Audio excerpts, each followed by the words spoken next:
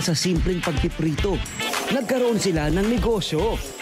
Yan ang ginawa ni Nanay Julie Alves na may fried chicken at toge business.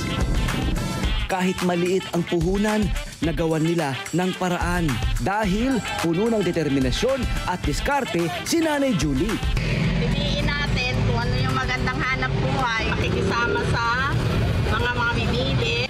Bigay natin yung talagang support natin sa lasa, sa pagtimpla. Masarap na medyo mura. Ngayong umaga, mas kilalanin pa natin siya at subukan na rin ang kanyang paninda dito sa Small But Kitable.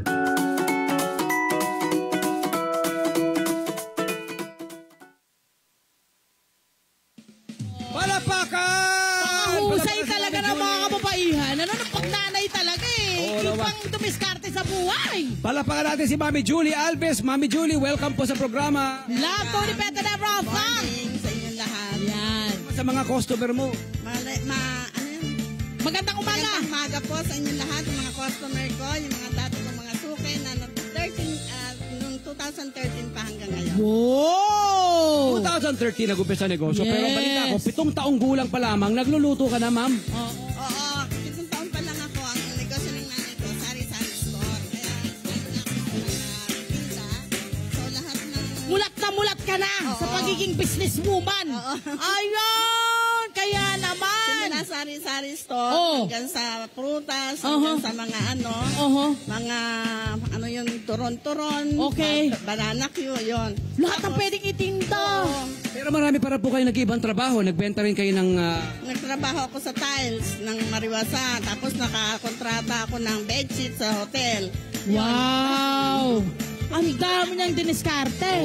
Pero ang natumbok mong trabaho at negosyo na para sa'yo ay ito nga ang pagluluto ng... Oo, ito ang matagal ko nang Bakit po kayo nag-decide na dito na kayo mag-stick sa business na to? Luluto pag fried chicken. Kasi meron akong advisor. Ang sabi sa akin, susuwertin ako sa negosyo na kumukulo. Oh, my ganon! Pero ang namano rito ay talaga yung produkto mo, yung pagluluto mo. Yung lasa. Oo. Diba? Walang swerte-swerte, love. Galing ng produkto at pagluluto. Oh, kanino galing yung recipe na yan? Sa inyo? Or... Experiment ko. Wow! Gaano katagal bago nyo natumbok yung gusto nyong lasa ng inyong fried chicken? Pagka nakukumbida ako sa mga lutuan, yung mga birthday, so na-experience na. Oo, ibang experience talaga. Mahusay talaga pag sinabi experience. Ito na. Lapit tayo May Mami. kitawan natin. Ingat sa Yung kawali. niluluto Ikot niya ako, rito, ikot may ako. nakita ako. May mga buo. May mga buo kayong chicken. Ayan. At pinagsasabay nyo doon sa mga pira-piraso. Pwede sorted ang luto kasi pag may bumibili ng buo, may yung thigh and legs, merong chicken and wings, yung breast and wings, at saka yung leeg. Ano ang madalas na mabili dyan sa inyong mga parte ng manok? Ay, halos lahat naman. Mabenta siya, lalo yung chicken skin. Meron pa Ayan, ganon. iangat natin. Ayan o, tinan nyo. Papaangat natin. Magkano ang pinuhunan mo Yun, dito sa iyong business? Ay, nung Yun, una, pakita ko natin. 2,000 lang. Nakuha ko yun sa DSWD kasi ang anak ko, ang mga apo ko, nakaano ko sa 4 piece. So, inunti-unti ko. Nung wala na akong malaking puhunan, binigyan ako ng suki ko ng consignment, 1 down, 1 up.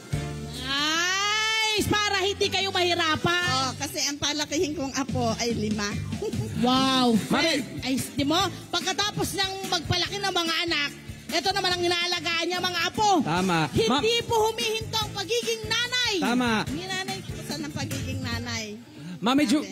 Mami Julie, magkano po yung naging puhunan at magkano ang benta nyo sa isang araw?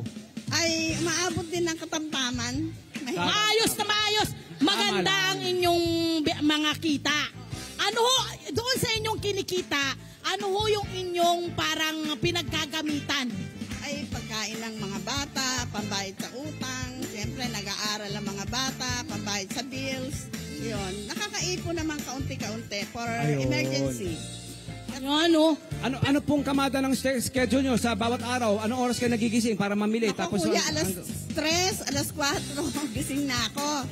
Minsan noong wala akong deliver ng manok, namimili ako sa palengke yung oras na yon. Kaya nung may deliver ng manok sa akin, hindi na ako namimili, dinideliver na nila. Yun. Eh, sino ang iyong katulong dito sa iyong negosyo? Mga apo, tsaka yan, yung aking mga barkada ng apo ko.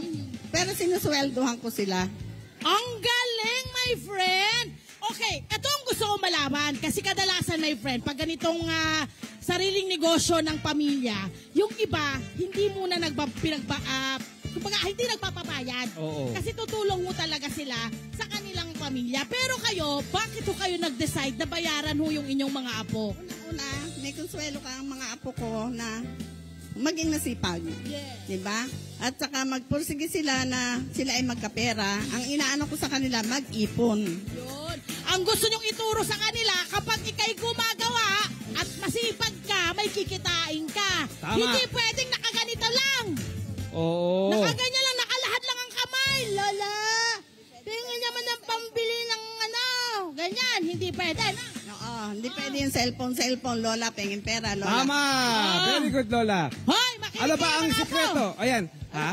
Ano mga sikreto ng isang successful o matagumpay na negosyo? Ano bang advice maaari mo ibigay, Mami? Unang-una po tayo ay magdasal kay Ama, mag-pray kay Ama. Manalangin lagi. Manalangin sa Ama. lagi, opo. Oo, nabigyan tayo ng lakas ng loob, lakas ng isipan, at ituro sa atin ang magandang landas para tayo ay maturto ng hanap buhay na maganda. Pangalawa ay ano yon tawag doon? Masarap dapat, consistent. Oo, consistent. Tapos, sipag, tiyaga, at saka meron kang ano sa buhay, ang tawag doon, goal. Tama. Ay! Last question.